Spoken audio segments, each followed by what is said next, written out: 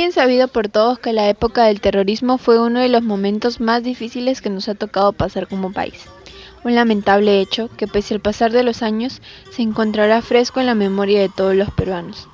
La dureza de recuerdo y lo encarnizado en las pérdidas, sobre todo en las personas de la sierra, es lo que nos lleva a vivir muchas veces con miedo y desconfianza hacia otros. Pero realmente, ¿quién nos podría culpar? Y es que el Perú desde hace mucho tiempo ya enfrenta un sistema que genera desigualdades a lo largo y ancho del territorio. Pero pese a las duras condiciones, hubo personas y poblaciones que resistieron y se esforzaron por la afirmación de una sociedad constructora de paz y derecho. Para ahondar en este tema, es importante reconocer ciertos años y hechos que se dieron durante tal conflicto. Este hace referencia a la época de 1980 y el 2000, donde surgieron grupos terroristas que atentaron contra los derechos de gran parte de la población. El Partido Comunista del Perú, Sendero Luminoso, es un grupo terrorista que tenía como cabecilla a Abimael Guzmán Reynoso y tenía como propósito eliminar las instituciones públicas para asumir el poder absoluto y autoritario del país. Este hizo su aparición por primera vez un 17 de mayo de 1980, un día antes de las elecciones presidenciales, en un pequeño poblado de nombre Chusqui. Quemaron actas y padrones, denominando aquel día como el inicio de su guerra popular en contra del Estado peruano. Y aunque empezaron con un hecho pequeño, lo cierto es que era parte de un esfuerzo concertado y estratégicamente planeado a lo largo de varios años para tomar el poder por las armas. Pero, ¿qué hechos fueron lo que provocaron que este partido quedara en la memoria de todos los peruanos por tanto tiempo? Los miles de testimonios recogidos expresan la violencia que se vivió y transmiten la exclusión que sentían las personas y las comunidades afectadas por el conflicto armado.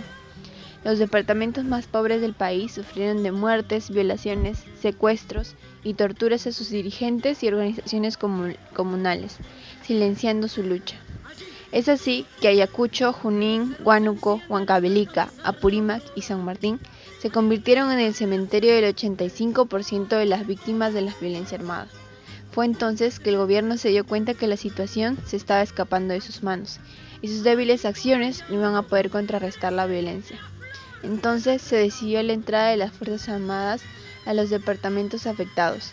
Sin embargo, aún seguían las muertes, ya no solo contra dirigentes o gobernantes regionales, sino también contra patrullas militares o puestos policiales.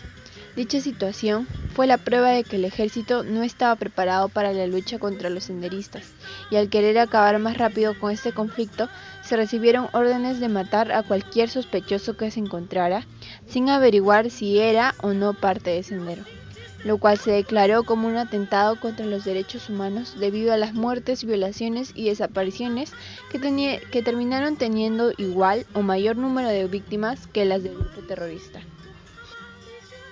Pero no fue la única organización subversiva que se presenció en esta época. El grupo terrorista MRTA, cuyo líder fue Víctor Polay Campos, fue un grupo alzado en armas al estilo guerrillero inspirado por la Revolución cubana. Este grupo inició también la lucha armada contra el Estado con el fin de imponer un nuevo orden económico y social. Una de sus movidas más importantes fue la toma de la embajada de Japón en diciembre de 1996, hasta abril de 1997, cuya liberación fue gracias al actuar del Comando Chavín de Huántar. Es importante también mencionar el actuar de los gobernantes nacionales en las épocas en las que se desarrolló el conflicto. Durante este tiempo, estuvieron en mandato 3 presidentes con diferentes formas de actuar frente a la situación. El primero fue Belaúnde Terry. Su gobierno se caracterizó por la influencia de las Fuerzas Armadas en la guerra interna. En el informe de la CBR se menciona que Belaúnde estaba en contra de la medida de involucrar a las Fuerzas Armadas. Sin embargo, los constantes atentados y las masacres hicieron que su inclusión sea más que necesaria, sin tomar las previsiones adecuadas para proteger a las poblaciones campesinas. El segundo mandatario fue Alan García. Su gobierno se vio involucrado en el conflicto armado interno y ejerció medidas de control para que las Fuerzas Armadas no utilicen más fuerza de la necesaria. Si bien estas medidas fueron criticadas en su momento, el objetivo de este plan era que las Fuerzas Armadas como organización vuelvan a tener una buena reputación para que sean apoyadas por el pueblo. Por último, y el más controversial de los tres, Alberto Fujimori. El problema con su gobierno era que cada acción de ataque de Sendero se contestaba de la misma forma por el comando de gobierno. Fue en su gobierno que se presentaron la mayor cantidad de muertes, violaciones y atentados contra los derechos humanos. De hecho, hay un gran número de desaparecidos de los que aún no se tiene pista. Entre las principales causas del terrorismo se encuentra el descontento y la desigualdad social. Luego de la tan controversial reforma agraria, la población rural quedó insatisfecha e inestable. Sumando la falta de apoyo del Estado, se volvió vulnerable ante los grupos terroristas. En esa época sentían que para el resto de la población las tragedias ocurrían en otra nación, generando sentimiento de exclusión y diferencia que llevaban a su vez a una situación de rencor y dolor. El conflicto armado interno dejó consecuencias como el debilitamiento de las organizaciones sociales frente al asesinato de autoridades tradicionales y estatales, acentuando el desequilibrio nacional, agudizando la pobreza y profundizando la desigualdad. La sierra y la selva peruana fueron zonas mayormente afectadas hasta en su cultura, puesto que se tenían que adaptar a las nuevas circunstancias con una urbanización compulsiva y generando empobrecimiento en estas regiones. Es importante resaltar también el accionar de las Fuerzas Armadas y nuevos organismos creados como el Grupo Colina durante el gobierno de Fujimori, que no fueron del todo correctos, ya que, como mencioné antes, propiciaron asesinatos y torturas a las personas sin tener pruebas que los relacionen con algún grupo terrorista. Entre las víctimas encontramos a estudiantes, profesores, presidentes de sindicatos, periodistas, sobre todo si se habla del Grupo Colina, ya que tanta violencia contra simples ciudadanos fue inútil. Por ello es que se puede considerar como un organismo ineficaz, ya que no llegó a golpear la jerarquía senderista y mucho menos ayudó para la captura del líder. Otro punto del que se debe hablar en esta situación es el actuar de la prensa.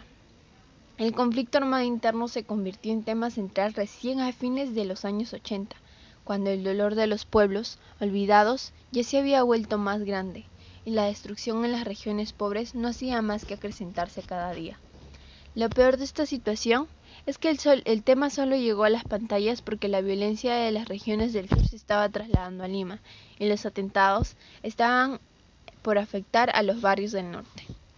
Primitivo Quispe, poblador ayacuchano, dijo: entonces mi pueblo era pues un pueblo, no sé, un pueblo ajeno dentro del Perú, haciendo referencia al olvido de los pequeños pueblos, incluso en una situación lamentable por la que pasaban en esos tiempos. No obstante, el daño material por las vidas cobradas no fue el único que afectó este conflicto. La CBR indicó que toda una generación se vio afectada en su formación educativa y social debido a los acontecimientos ocurridos, dando pie a la falta de oportunidades que se evidencian hoy en día. Es un hecho que tanto Sendero Luminoso, el MRTA, las Fuerzas Armadas y el gobierno son responsables de la muerte de miles de personas. Aún así, no se sanciona debidamente y no hay memoria de lo ocurrido. Los habitantes de las grandes ciudades recuerdan a Sendero Luminoso por sus actos de sabotaje y sobre todo por las explosiones que dejaron decenas de personas muertas, mutiladas, heridas, aterrorizadas. Pero si las ciudades guardan una aguda memoria de la violencia armada, ninguna historia de la época o representación de Sendero Luminoso sería precisa ni justa sin la experiencia rural y andina.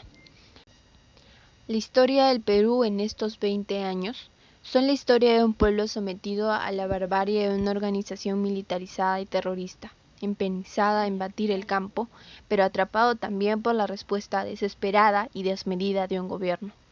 Luego de 2 décadas de esta catastrófica era, nuestro país entró al nuevo milenio, dividido, herido e indignado. Es entonces que esta historia de horror se convierte en una fábula de la cual llevarnos una moraleja y un aprendizaje.